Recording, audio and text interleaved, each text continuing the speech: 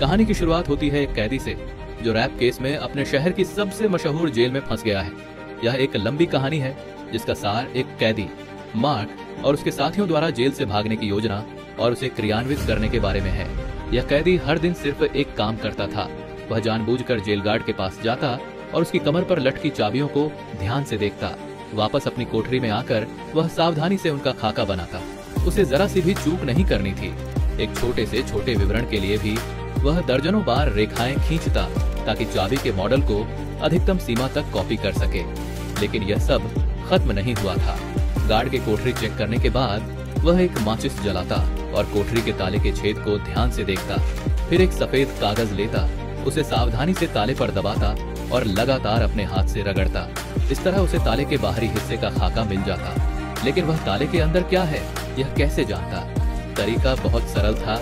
कागज को रोल करके धीरे धीरे अंदर डालता, फिर एक लकड़ी की छड़ी से लगातार आगे पीछे हिलाता।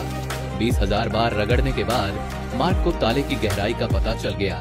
लेकिन फिर भी वह खुश नहीं था क्योंकि चाबी बनाने की सामग्री एक समस्या थी। अगले दिन मार्क ने नहाते समय अपने सेलमेट को स्थिति बताई और उसकी मदद मांगी। 2.5 मिनट सोचने के बाद उसके सेलमेट को अचानक एक अच्छा विचार आया, लेकिन यह बहुत खतरनाक था। आजादी के लिए मार्क को जोखिम उठाना ही पड़ा। सामग्री की चोरी इसलिए जब वह लकड़ी के कारखाने में काम कर रहा था तो उसने गार्ड की नजर बचाकर कुछ मजबूत लकड़ी की पट्टियां चुरा ली और उन्हें थर्मस फ्लास्क के नीचे छिपाकर ले जाने की योजना बनाई। लेकिन हर बार काम खत्म होने पर गार्ड को सभी का थर्मस फ्लास्क चेक करना पड़ता था। पहले सिंक के किनारे 2 बार खटखटाता, फिर अंदर की कॉफी बाहर निकालता ताकि कोई कुछ छिपाकर न ले जा पाए। जब मार्क की बारी आई तो गार्ड ने देखा कि वह थोड़ा ज्यादा घबराया हुआ है। उसे चेक करते समय गार्ड ने उसे खास ध्यान दिया। न केवल खटखटाया बल्कि उसने थर्मस को जोर से हिलाया भी, लेकिन कोई असामान्य आवाज नहीं आई। असल में मार्क ने यह पहले ही सोच लिया था और अंदर एक तौलिया भर दिया था जिससे वह बच गया। लकड़ी की चाबी बनाना अब सब कुछ तैयार था और उसने चाबी बनाना शुरू कर दिया। मार्क ने बहुत ध्यान से काम किया, यहाँ तक कि स्टील के औजारों से निकली हुई खुरदरी धार को भी वह रेगमाल से चिकना करता, फिर गोंद से चाबी का हथा चिपकाता और गोंद को तेजी से जमने के लिए उसे लैंप शेड के नीचे सेंकता। अंत में वह डिजाइन के अनुसार बार बार घिसाई करता रहा और आखिरकार उसने एक ऐसा नमूना बना लिया जिससे वह काफी हद तक संतुष्ट था। फिर घबराए हुए मन से मार्क ने चाबी को ताले के छेद में डाला। उसने अपनी सांस रोकी और पूरी उम्मीद से चाबी घुमाई। जब उसने अंदर क्लिक की कुरकुरी आवाज सुनी तो मार्क को पता चल गया कि वह सफल हो गया है। अगले ही पल उसने कोठरी का दरवाजा खोल दिया और आजादी की हवा में सांस ली। सभी चाबियां बनाना, हालांकि भागने के लिए यह अभी भी काफी नहीं था। उसे यहाँ की सभी चाबियां बनानी थी। इसलिए आने वाले दिनों में जब भी उसे मौका मिलता मार्क गार्ड की कमर पर लटकी चाबियों को देखता और उन्हें अपने दिमाग में अच्छी तरह से याद कर लेता। उसे ऐसी दर्जनों चाबियां बनानी थी, तभी वह जेल के सभी दरवाजे खोल पाता और हर बार एक चाबी बनाने के बाद वह उसे आजमा कर देखता ताकि भागने की योजना में कोई चूक न हो। एक हादसा अपने साथी के कवर में आदमी ने कोशिश करना शुरू किया। वह हर समय अपने पास एक रेती रखता था ताकि जरूरत पड़ने पर मौके पर ही बदलाव कर सके। लेकिन इस बार एक दुर्घटना हुई। वह यह देखकर डर गया कि चाबी किसी कारण से अटक गई है और उसने जरा सा जोर लगाया तो चाबी 2 टुकड़ों में टूट गई। मार्क पूरी तरह से डर गया था और ठीक उसी समय बाहर निगरानी कर रहे साथी ने चेतावनी दी। सभी तुरंत काम पर लग गए और मार्क एक गर्म तवे पर चींटी की तरह ताले के सिलेंडर को अपनी उंगलियों से जोर जोर से कुरेदने लगा। खतरे के समय सेलमेट तेजी से कमरे से एक पेंचकस ले आया और मार्क ने उसे डूबते को तिनके का सहारा मानते हुए ताले के सिलेंडर पर काम करना शुरू कर दिया। जैसे ही कदमों की आवाज नजदीक आने लगी उसका साथी भी घबराहट में अपनी जांघें थपथपाने लगा। लेकिन ताले की जीभ अभी भी बाहर निकली हुई थी।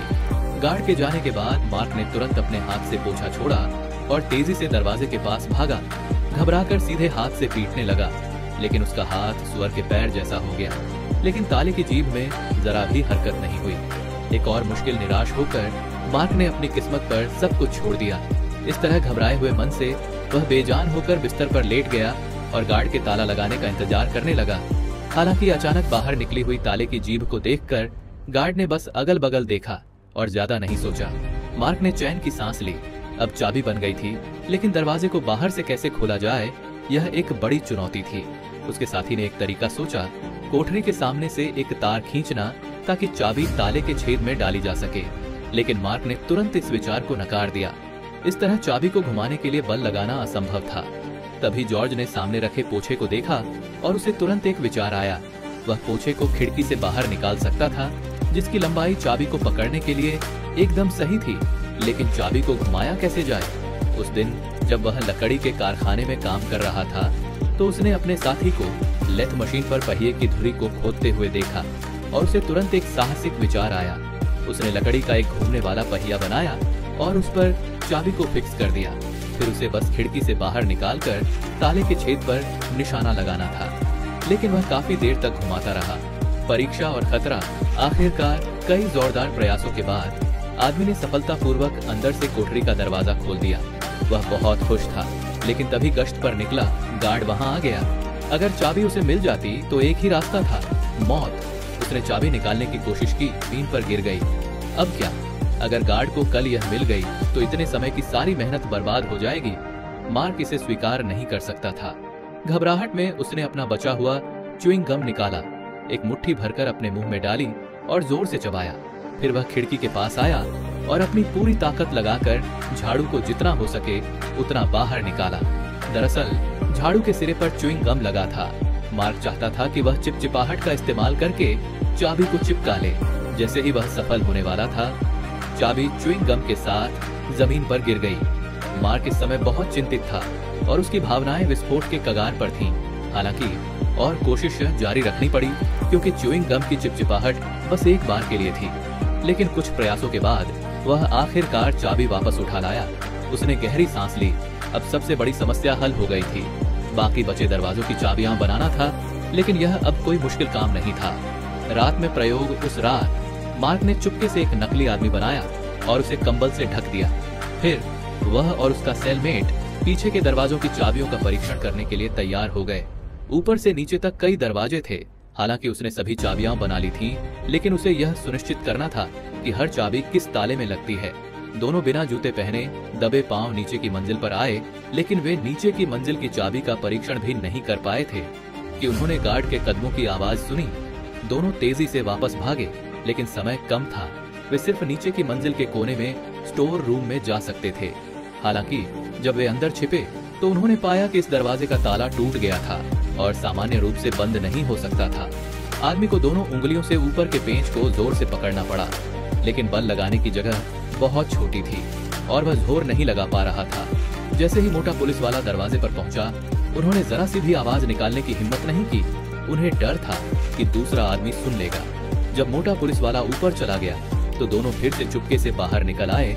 उनका प्रयोग अभी खत्म नहीं हुआ था। बड़ी रात वास्तविक रूप से भागने के लिए यह जोखिम बहुत जरूरी था। हर दरवाजे को खोलने के बाद वे संबंधित चाबी पर निशान लगा देते थे। इस समय दूसरा आदमी कोठरी चेक कर रहा था। अंधेरा होने के कारण वह बिस्तर पर लेटे हुए नकली आदमी को पहचान नहीं पाया। जब प्रयोग पूरा हो गया तो आदमी ने जल्दी से दरवाजे को बंद कर दिया और स्टोर रूम में छिप गया। ठीक इसी समय मोटा पुलिस वाला सभी कमरे चेक करके नीचे आ रहा था, लेकिन चलते चलते उसने जमीन पर पसीने की कुछ बूंदें देखी और सोचा कि उसे तो पसीना नहीं आ रहा है, तो यह किसका है? स्टोर रूम में दोनों आदमी कांप रहे थे। अगर वे पकड़े गए तो सब खत्म हो जाएगा। सौभाग्य से दूसरे आदमी ने छत की ओर देखा और सोचा कि ऊपर से पानी टपक रहा है। उसे पहुंचकर वह चला गया। तभी दोनों ने चैन की सांस ली, चुपचाप लकड़ी का दरवाजा बंद किया और अपनी कोठरी में वापस आ गए। गार्ड के अचानक चेक करने से बचने के लिए आदमी ने चाबी को खोलकर अपने टूथब्रश स्टैंड में रख दिया। पिछली रात देर से सोने के कारण अलार्म बजने के आधे घंटे बाद भी वह नहीं उठा था। 3 गार्ड गुस्से में कोठरी का दरवाजा खोलकर अंदर आए और बिना कुछ कहे मार्क को पता चल गया कि वह अब गया। गार्ड की पूछताछ का सामना करते हुए वह केवल माफी मांगता रहा, लेकिन गार्ड जाहिर तौर पर बेवकूफ नहीं था और उसने अपने आदमियों को कमरे की तलाशी लेने का आदेश दिया। हालांकि चारों ओर जांच करने के बाद उन्हें कोई असामान्यता नहीं मिली। तभी गार्ड ने अचानक अपना काम रोक दिया और नीचे देखा और जमीन पर चाबी के पुर्जे बिखरे हुए थे। मार्क डर के मारे तेजी से दिल धड़कने लगा। फिर गार्ड ने एक टुकड़ा उठाया, लेकिन काफी देर देखने के बाद भी वह नहीं समझ पाया कि यह क्या है। इस समय मार्क को एक विचार आया। उसने एक तस्वीर को जबरदस्ती ताले के छेद पर लगाकर खड़ा कर दिया।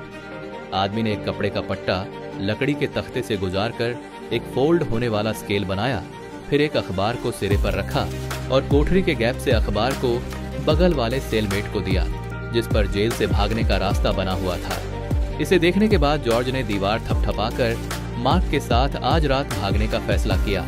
गार्ड की छुट्टी के बाद मार्क ने लकड़ी की छड़ी को खिड़की से बाहर निकाला और कुशलता से कोठरी का दरवाजा खोल दिया। फिर उसने अपने बाकी 2 साथियों को भी बाहर निकाल लिया। उन्होंने अपने कैदी के कपड़े उतारे और पहले से तैयार सादे कपड़े निकाले और जल्दी से पहन लिए। भागना उसी समय नीचे की मंजिल पर मोटा पुलिस वाला अभी अभी शौचालय ठीक करके आया था और स्टोर रूम में फावड़ा ढूंढने आया था और अनजाने में मार्क द्वारा पहले से तैयार की गई एक पिन से टकरा गया। लेकिन उसने ज्यादा नहीं सोचा। इस समय भागने वाली टीम लोहे के दरवाजे तक पहुंच गई थी, लेकिन उन्होंने नीचे से कदमों की आवाज सुनी और जल्दी से सावधानी से पीछे हट गए। जब तक कि कदमों की आवाज गायब नहीं हुई तभी उन्होंने नीचे आने की हिम्मत की। इसके बाद वे स्टोर रूम में छिप गए और गार्ड के चेक करने से बचने के लिए यहीं रुकने का फैसला किया। आदमी ने दरवाजे के ताले को तार से ठीक करने की कोशिश की, लेकिन पाया कि वह गायब था, इसलिए उसे फिर से हाथ से पकड़ने का फैसला करना पड़ा। लेकिन मोटा पुलिस वाला इतना मोटा था कि वह तेजी से चल ही नहीं सकता था। सीढ़ियों तक पहुंचते ही हाँफने लगा और काफी देर तक ऊपर जाने को तैयार नहीं हुआ। तीनों ने जल्दी से मौके का फायदा उठाकर अंदर से बाहर निकल आए और फिर बेसब्री से यहाँ का लोहे का दरवाजा खोल दिया। जैसे ही आदमी अगले दरवाजे को खोलता, चार्ली पीछे के दरवाजे को फिर से बंद कर देता। इस तरह उनमें से एक खोलने के लिए जिम्मेदार था और दूसरा बंद करने के लिए, और जल्द ही तीनों आखिरी दरवाजे तक पहुंच गए। और इससे भी ज्यादा खुशी की बात यह थी कि बाहर का मुख्य दरवाजा खुला हुआ था। वे गले मिले और आने वाली आजादी का जश्न पहले से ही मनाने लगे।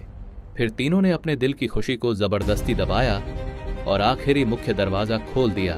लेकिन जैसे ही वे दरवाजे से बाहर निकले, वे डर गए कि दीवार पर एक बंदूकधारी गार्ड गश्त कर रहा है। आखिरी बाधा सौभाग्य से वे पहले से ही तैयार थे। उन्होंने स्थिति देखने के लिए एक छोटा दर्पण निकाला। जैसे ही गार्ड मुड़ेगा, वे तुरंत दरवाजे की ओर तेजी से बढ़ेंगे।